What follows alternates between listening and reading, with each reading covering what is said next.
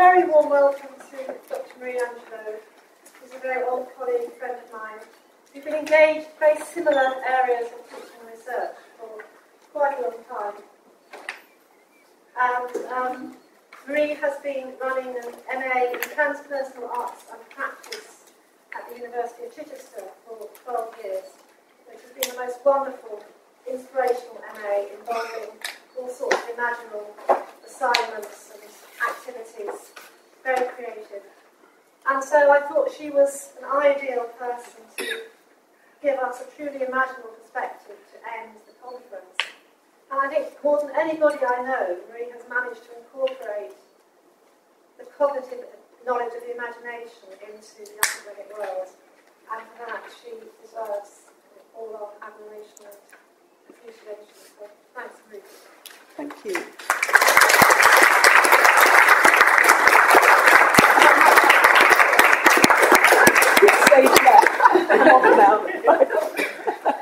Thank you, Angela. Okay, let me know if you can't hear me, because or if you're asleep, you won't let me know anyway. But let's try not to be asleep. Let's try to have the consciousness that the daimon will help us with. This talk is about enjoying your practice. Would you like the mic? I've got a little mic here. Is that okay? It's about enjoying your practice and trying not to kill the thing you love when you take it into the place of sacrifice where it may not be reborn. It's trying not to kill the thing you love. Imaginal inquiry. Meetings with the imaginative intelligence. I don't know about you, I feel a bit like a glide down the Grand Canal in a gondola or something, not an in-depth thing about research methods. You know, how everything drops like a stone when you even say the word. So let's glide. There's plenty of material here, but we don't have to do it in enormous depth. Okay. I'm going to have 3 words to start us off. They're probably enough for the whole thing, but let's just see what they are. The first one is a word about adding things. Adding things. And I'd like to dedicate this to James Hillman, whom many of you will know, the wonderful archetypal psychologist, the founder of archetypal psychology, who is gravely ill. Gravely, gravely ill. And he is the most wonderful soul, and he needs our thoughts. So let's make sure that that's what we do. And something Hillman said is that people miss the animal in my work.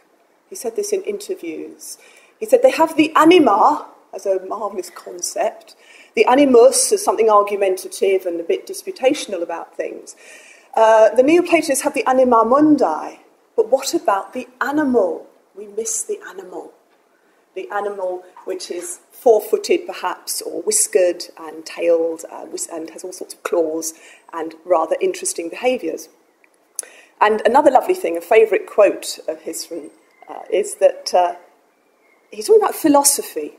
Now, it's lovely to engage with philosophical debate if you get trained in that mode. But Hillman does have a nice little aside where he says, imagine having to prove what every cat knows.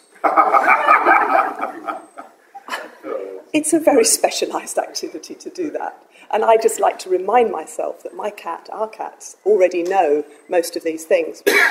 Now, the reason I've got a lovely snake here, this is from the alchemist Cleopatra, way, way back in time, is because of the snake. I wanted to bring the snake in straight away because the snake gives us the snaky, slinky, sibilant letter S, which transforms things into plurals. The singular into the plural, which I would say is the essence of what Hillman was doing with archetypal psychology. Take the singular into the plural. Take a very worthy, boring course I went to once called Spirit of Inquiry. Conceptual, dull, bullet points to the last, and we all fell asleep halfway through. Spirit of Inquiry. If you did that little S, as Hillman would say, it's a little puer twist.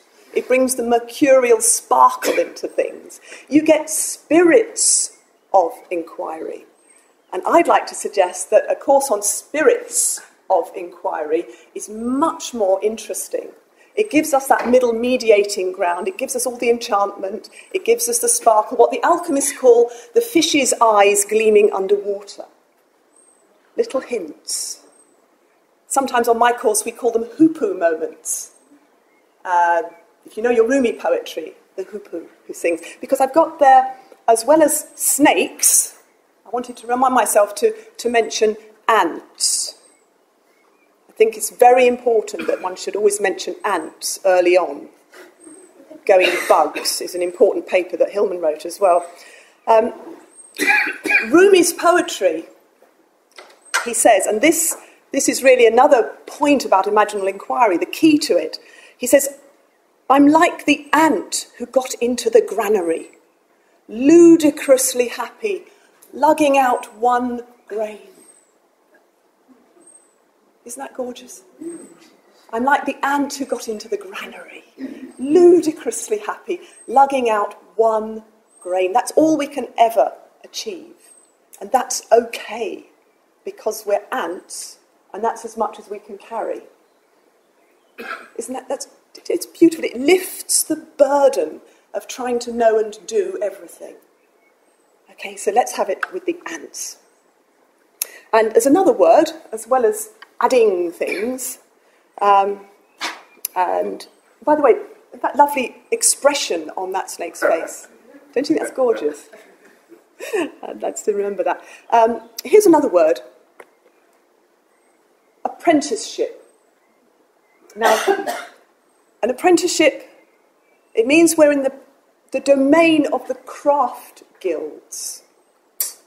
And it means, and this is a really core point, just take this one away with you as an ant, if you wish, from today. And this is that this kind of inquiry is about reclaiming ignorance. Reclaiming and celebrating our ignorance about things. If you hyphenate that, which is a nice little move that archetypalists make as well, ignore ants, the things we ignore, the things that we have been taught to exclude from our thinking, the way that our education has taken us, as Wordsworth would say, into the prison house that closes in upon our natural way of perceiving and understanding things like multiple realities, dream, all sorts of things. It closes down, and we're taught to ignore such a lot. And something that students, I'm an eternal student, but something that students love to do is to realise we can reclaim our sense of ignorance and be comfortable with that. And I would say that's one of the ways we recognise ourselves as true researchers, is to glory in that there's so much more to find out, to reclaim our ignorance.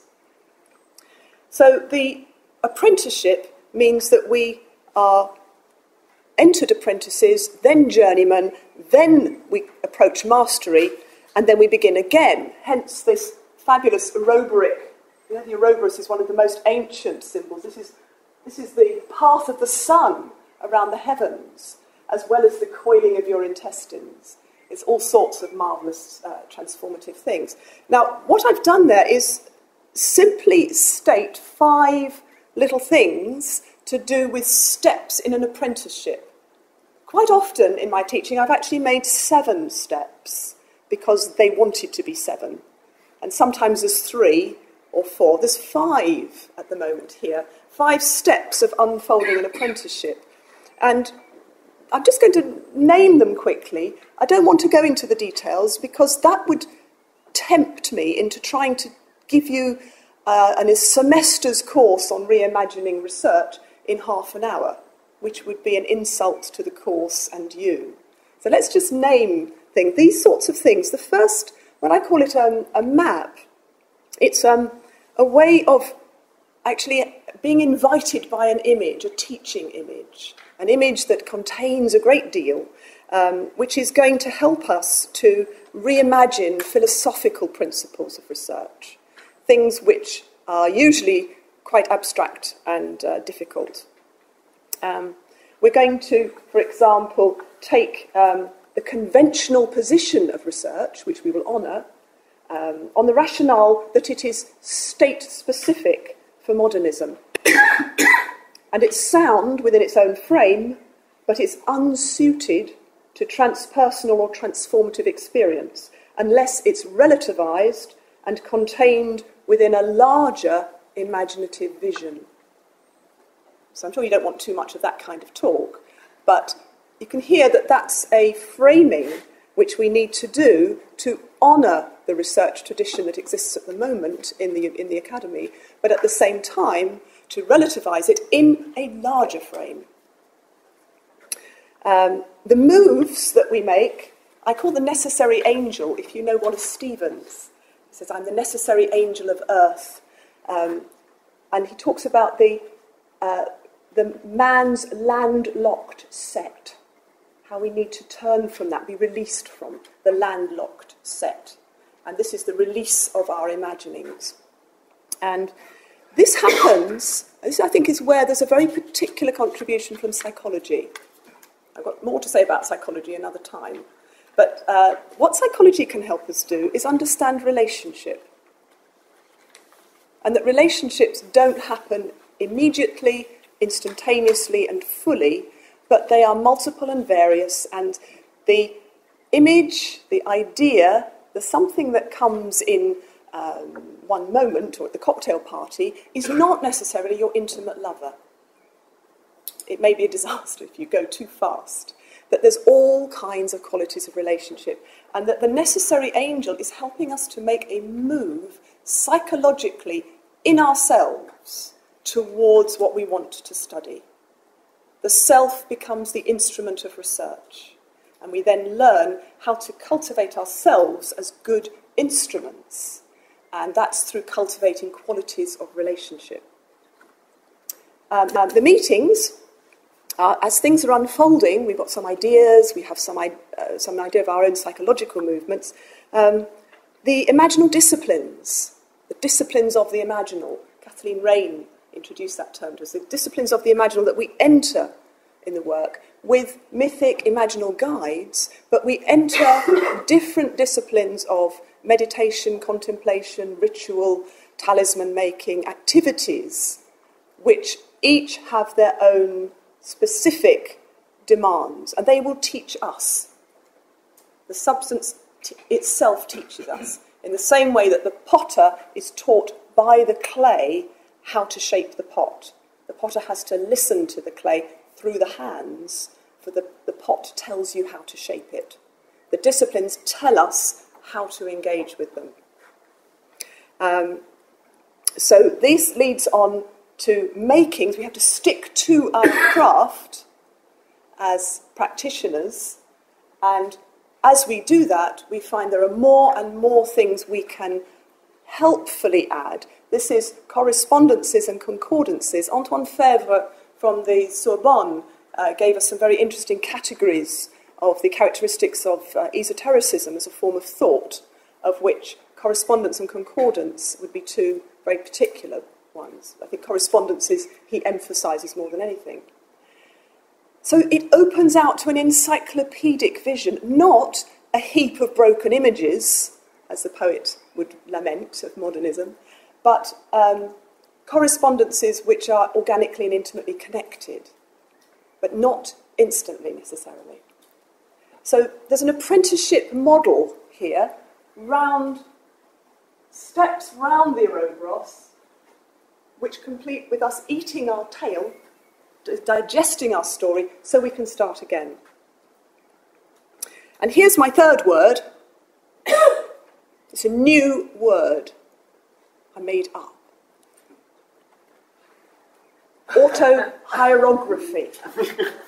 This is what researchers are always making up terms for their research. And I just thought you might like to appreciate this. You can see Corbin, who's actually quoting from Goblet de Villette in 1908 about research. Why don't we have the discourse on sacred things? Corbin talks about towards a hierology. But originally there was hierography, hierology, and hierosophy. Sorry, getting astrological here. Hierosophy. Now, Corbin's view of research is that, and this is of course the wonderful Henri Corbin, the mystical writer, he wanted to contribute to a renewal of methodology, a renewal of ways of seeing and being seen, which is a lovely way of thinking about research. It's a way of seeing and of being seen. It's about bringing things to the light, to increase the transparency of things. He calls it a science of presence rather than absence, which is lovely. And sometimes students, again, on courses, are thinking, "Oh my God, I've got to do research methods." Arg. And we think, well, actually, research is about creating new knowledge. It's wonderful. And it's a responsible and beautiful art to follow. Now, in modern psychology, drawing on anthropological ethnographies, of course, we created autoethnography. And you can read plenty of literature on autoethnography, particularly if you study counselling and the therapeutic world, because autoethnography is the self as a case study. And we're very used to writing case studies in the psychological world. We do them in great detail and depth, qualitatively very deep. And autoethnography is oneself as a case. So it's perfectly legitimate and legitimated already in research methods if you're qualitatively oriented. Of course, the criticism that it's narcissistic, that you're really just indulging your own inner brat and going on and on and on and annoying everybody, can be challenged, because what we're talking about with an auto-hierography is the discourse of oneself on the sacred journey. And it is not the sense of personal therapy, because we're seeing the individual as a doorway, not a dead end. As a teacher, not a patient or client. And there's a tremendous distinction to be made between being a patient or client, in which case it's perfectly legitimate to bore your therapist to death with your repetitive story because you're paying that person to listen, and I do know about this, and that person is trained to be present for you and puts themselves aside in a very bizarre distortion of relationship, in actual fact. That's very different. That's a therapeutic catharsis sometimes, an explosion. Somebody's there for you, standing in for absent friends. Not to do with therapy. If you're training as a teacher, then what you will write in your auto-hierography is something to share with other people to support, guide, suggest, give ideas for others that may be of use to them. So you share with them where it went wrong, where you got in a muddle, where you were in chaos, where things went beautifully, the marvellous moment, the vision that happened, the synchronicity, all those things, not with what Jeanette Paris, the wonderful archetypalist, once beautifully described to me as reverse paranoia. Okay, paranoia, everybody's out to get me. Reverse paranoia, everything is there for me. Every single thing is a symbol and a message to me from the aliens or the goblins or whatever it is, and I absorb it straight into myself, inflate myself out like a bullfrog, because I'm extremely important, because the whole universe is telling me things all the time. What we forget is the old alchemical statement that each of us, imagination is the star within a sun, and there are many trillions and billions of suns. So yes, you are unique, but so is everybody else. So this is what makes the writing of such material a truly magical act. Anybody who reads the website discussions for the Society for the Academic Study of Magic will see there's been some comment on this, in fact, just recently. Okay, so let me tell you a few little things. This is autohierography. I'm going to tell you something I did, and I've never told anybody this before in public. And I'm going to tell you that this is my first meeting with the Imaginative Intelligence.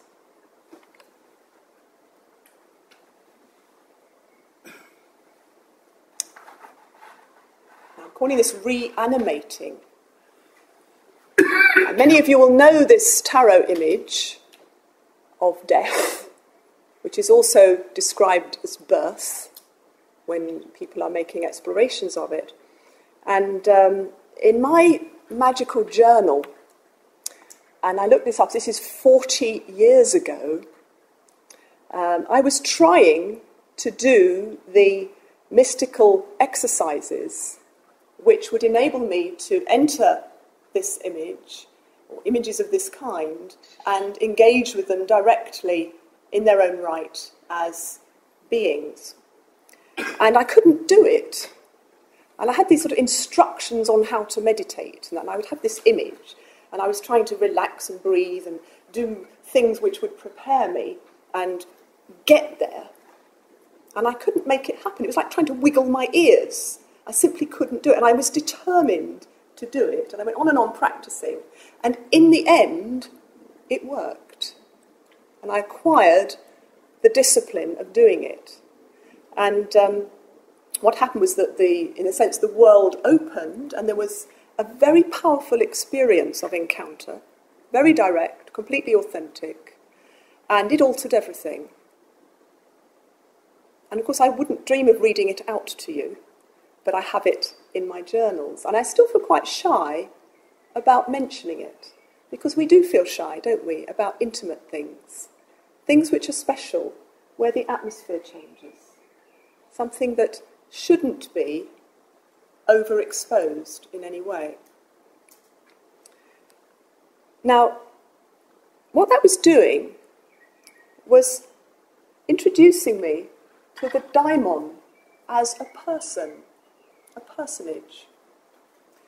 I was practicing visionary imagination, as I later learned to call it. That was thanks to Leon, who's sitting there, who wrote a wonderful paper on visionary imagination.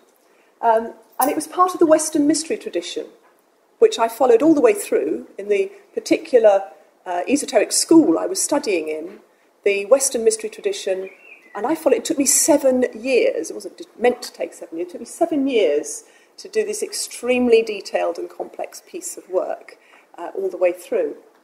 Multiple correspondences and concordances. But this piece of writing here is what had attracted me. And the name, by concordance, of what we're looking at in that image of death and life is the imaginative intelligence. And this comes from what's called the Yetziratic text. This is old Kabbalistic writing. The 24th path, this is the imaginative intelligence. It's so called because it gives a likeness to all the similitudes which are created in like manner, similar to its harmonious elegancies, which is obscure, probably corrupt, probably a strange translation. At the time, I found this very powerful, but I had no context for it. And interestingly to me, I had no questions. It's a long time ago, as I said. I didn't ask, where do these images come from? Where do the words come from? There wasn't any separation of a critical or exploratory way of thinking. I just absolutely loved these images and these types of obscure mystical phrases, and was wanting to go direct into the source of it, as it were. Now, that kind of experience has later become transformed. By the way, these are other images you might know, the Visconti Sforza, the original, earliest tarot that we know, and the Marseille set, some of you might know as well. Now, what's become transformative here is when I've taken that kind of experience, and in fact it's come into my MA teaching as the practice or method of reanimating. and I just talk about metaphors in the method of reanimating. There are actually 5 different methods. I'm only going to glance through them quickly. But this one about the metaphors in the method of reanimating are emphasising the epistemological importance of metaphor as a way of knowledge, which is rather important. It's into qualitative, subjective, imaginative and connected knowing. And what it does is subsume the more familiar ways of knowing, epistemologies, things like rationalism, empiricism, into root metaphors. On the basis of metaphor, these become root metaphors. And metaphorism itself becomes the larger container. So we get some choices about which epistemology we're going to use depending where we're working. We don't throw away the valuable other epistemologies, but we like to have more than one. It's adding that S to things again.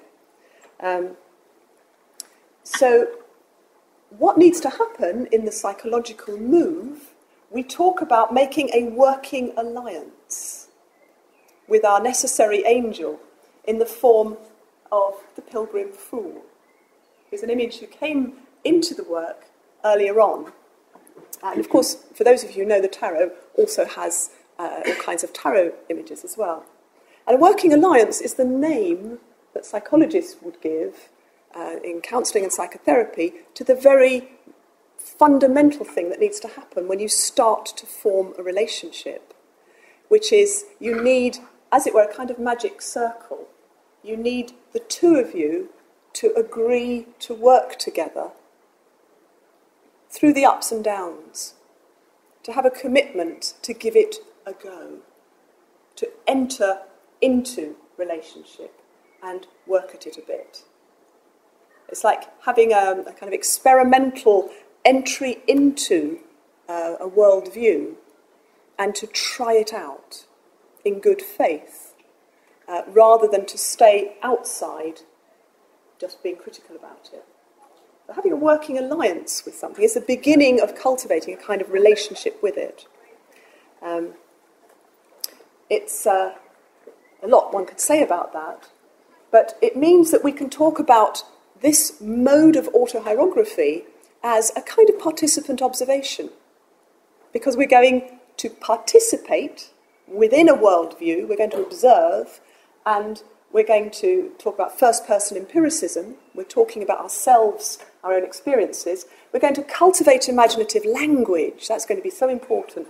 The practice of personifying, bringing to life with language. As Hillman says, what awful stress, and alienation. An alienation, our current way of living. We live in the graveyard of the old anima mundi. We live in a world we've invented to be empty, meaningless, pointless, devoid of anything other than our own consciousness, which then has to provide all the acts of God and create constantly something to do with connection, with meaning. We're having to redo it all the time. And he said, well, how awful to live in this cemetery of the old worldview.